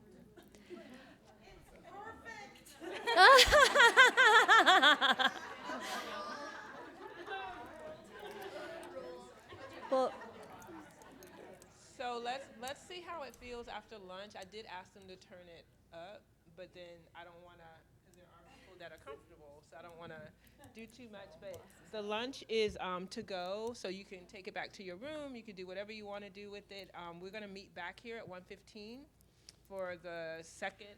Yes, so it will be the second half. So that's where we will be doing some role playing on how to do your meeting. So you do not want to miss it at all. such a pleasure to be here with you all. Thank you. Thank you so much.